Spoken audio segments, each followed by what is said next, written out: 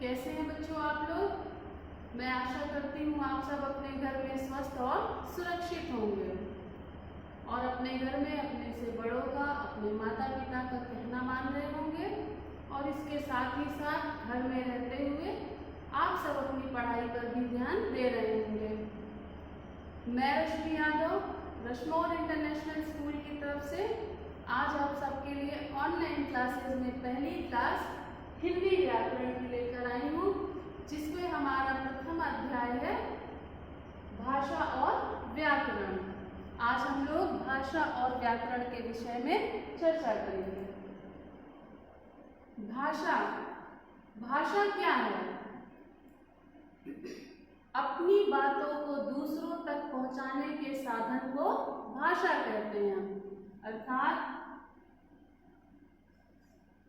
हम जब अपनी बात किसी और तक पहुंचाते हैं या दूसरों की बातों को समझते हैं, वह भाषा के माध्यम से ही संपन्न होता है।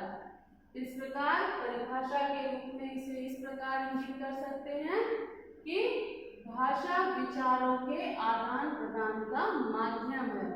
अर्थात जब हम अपनी बात को दूसरों तक पहुंचाते हैं और दूसरों की बातों को जिस माध्यम से ग्रहण करते हैं उसे भाषा कहते हैं। इस प्रकार भाषा मनुष्य के विचारों के आदान प्रदान का साधन है। इसके बाद भाषा का महत्व। हमारे जीवन में भाषा का क्या महत्व है? इसे इस बात से ही जाना जा सकता है कि विचारों के विनिमय के लिए भाषा की आवश्यकता पड़ती है। अर्थात हमारी सभ्यता, संस्कृति, ज्ञान, विज्ञान आदि का प्राण तत्व है। यानी भाषा के ही आधार पर हमारी सभ्यता, संस्कृति, ज्ञान, विज्ञान आज हमारे बीच है। भाषा विकास की सीढ़ी है। अर्थात भाषा ही वह माध्यम है जिसके द्वारा हमारा विकास संभव है, हमारे समाज का विकास संभव होता है। इसके बाद है भाषा के भेद। भाषा के कितने भेद होते हैं? भाषा के मुख्य रूप से दो भेद होते हैं, मौखिक भाषा और लिखित भाषा। मौखिक भाषा किसे कहते हैं? जब हम अपनी बात बोलकर दूसरों तक पहुंचाते हैं या दूसरों के द्वारा बोली हुई भाषा को, उसके विचारों को, उसके भाव को ग्रहण करते हैं, वह भाषा का मौखिक रूप कहलाता है। अर्थात मुख से बोली जाने वाली भाषा को मौखिक भाषा कहते हैं। जैसे बातचीत, मोबाइल, दूरदर्शन आदि। बातचीत में क्या है? जब हम एक दूसरे से साधारण तौर पर बात करते हैं, वह मौखिक भाषा का उदाहरण है। इसी क्रम में मोबाइल, जब हम मोबाइल से या फोन से दूसरों से संपर्क स्थापित करते हैं, वह भी मौखिक भाषा होती है। और साथ ही साथ दूरदर्शन, जब हम टीवी पर कोई प्रोग्राम देखते हैं तो वह भी भाषा का मौखिक रूप का उदाहरण होता है। दूसरा है लिखित भाषा। लिखित भाषा क्या है? जब हम अपने विचारों को दूसरों तक पहुंचाने के लिए उसे लिखकर या दूसरों के द्वारा लिखी हुई भाषा को ग्रहण, उसके भावों को ग्रहण करते हैं, वह भाषा का लिखित रूप कहलाता है। अर्थात पुस्तकों एवं पत्रों में हम लिखित भाषा का प्रयोग करते हैं। जैसे पुस्तक, शिलालेख, अखबार आदि। ये जो तीनों उदाहरण हैं, ये हमारे लिखित भाषा के उदाहरण हैं, क्योंकि इसमें भाषा का लिखित रूप होता है और यह दूसरों के द्वारा लिखी हुई होती है, जिसे हम पढ़कर ग्रहण करते हैं। शिलालेख।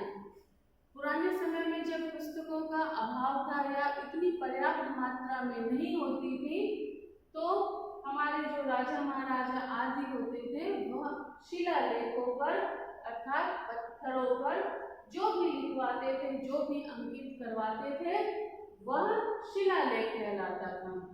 अखबार, आप सबके घर में न्यूज़पेपर आता है, वह किसी के द्वारा लिखा हुआ रूप होता है, इसलिए अखबार लिखित भाषा का उदाहरण है।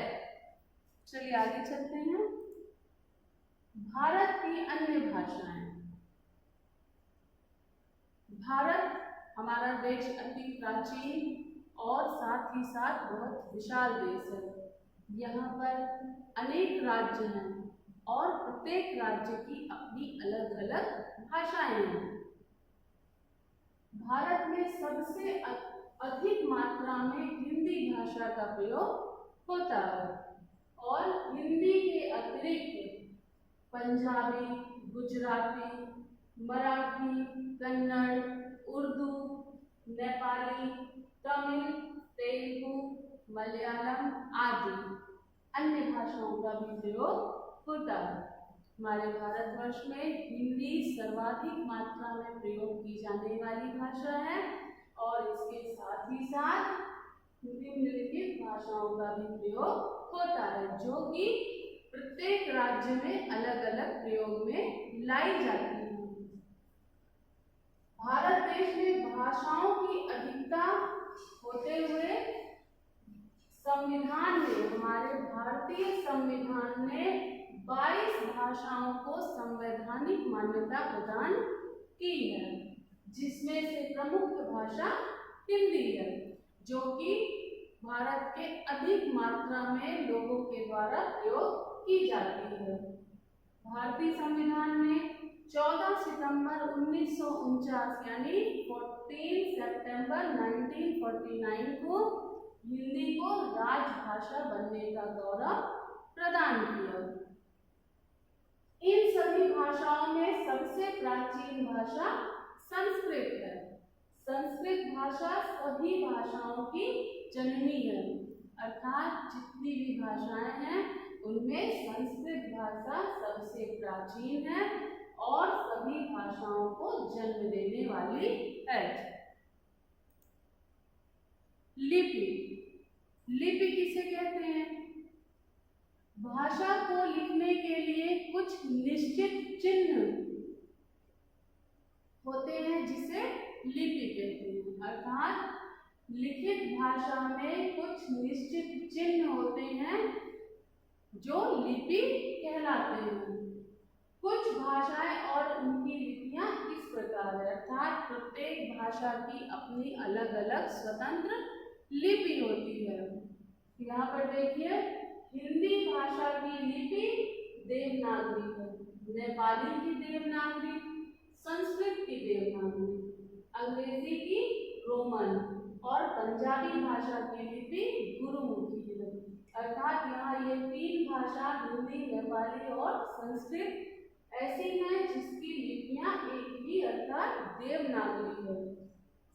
इसके अलावा अनेक भाषाओं की अपनी अलग अलग स्वतंत्र लिपियां होती हैं। भारतीय लिपियों का स्रोत, यह जो हमारी लिपियां हैं इनका स्रोत क्या है, अर्थात इनका उद्गम कहाँ से हुआ है? तो आइए देखते हैं। अनेक लिपियों का विकास ब्राह्मी लिपि से हुआ है, अर्थात अनेक लिपियां ऐसी हैं जिनका विकास ब्राह्मी लिपि से माना जाता है। अशोक के शिलालेखों में ब्राह्मी लिपि का प्रयोग मिलता है, अर्थात हमारे जो सम्राट अशोक थे उन्होंने जो भी शिलालेखों पर अंकित करवाया था उसमें सब में ब्राह्मी लिपि का प्रयोग मिलता है। हिंदी की उपभाषाएं, जैसा कि पहले मैंने आपको बताया था कि भारत देश अधिक विशाल है और इसकी विशालता के कारण यहाँ पर अनेक भाषाएं बोली जाती हैं।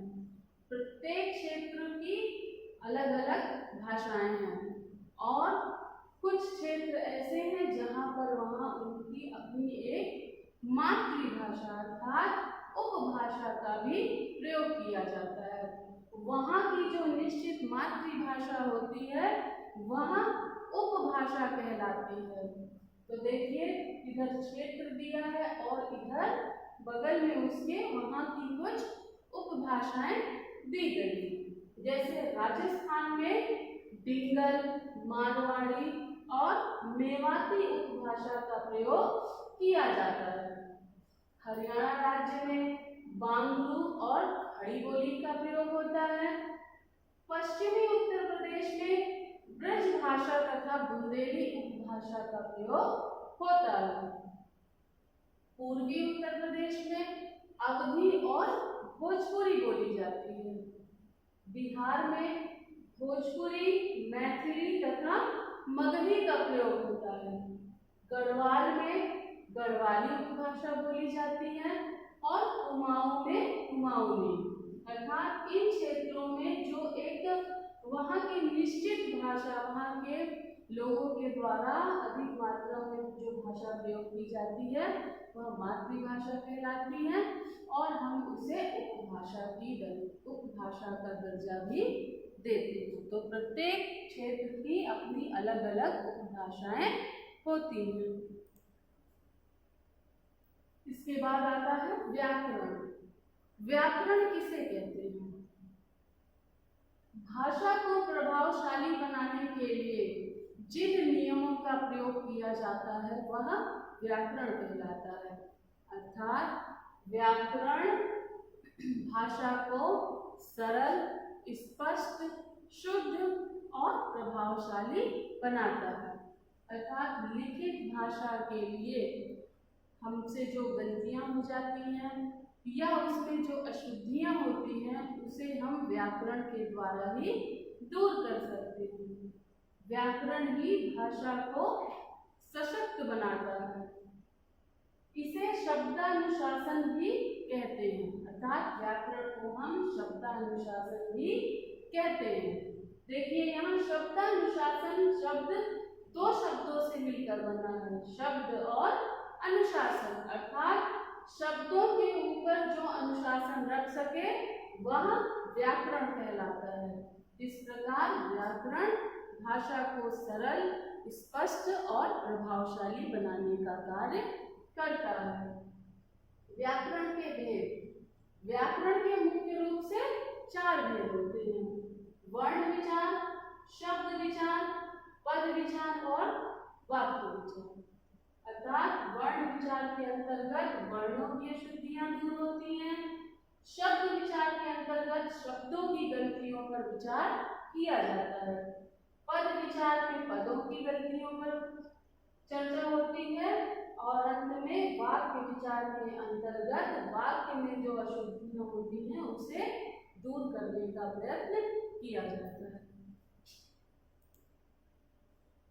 इस प्रकार आज हमारी पहली कक्षा भाषा और व्याकरण समाप्त होती है और उससे संबंधित कुछ अभ्यास प्रश्न है जिसे आप अपनी कॉपी में करेंगे और इन सभी प्रश्नों का अभ्यास करेंगे और इसे याद भी करेंगे। पहला प्रश्न है, भाषा किसे कहते हैं एवं उसके कितने भेद होते हैं? दूसरा, व्याकरण से आप क्या समझते हैं? और लास्ट में तीसरा प्रश्न है, खाली जगह भरिए। तो संविधान ने हिंदी को डैश का दर्जा दिया है। किस चीज का दर्जा दिया है? हिंदी भाषा का जन्म और विकास डैश से हुआ है। ग, पंजाबी भाषा की लिपि डैश है। घ, हिंदी दिवस डैश को मनाया जाता है। आप सभी इन प्रश्नों का अच्छे से अभ्यास करेंगे अपनी अभ्यास पुस्तिका में और साथ ही साथ इन प्रश्नों को याद भी करेंगे। तो बच्चों आज हमारी पहली क्लास भाषा और व्याकरण पूरी होती है और इसके साथ ही साथ आप अभ्यास भी करेंगे और आप अपने घर में रहिए, सुरक्षित रहिए। धन्यवाद।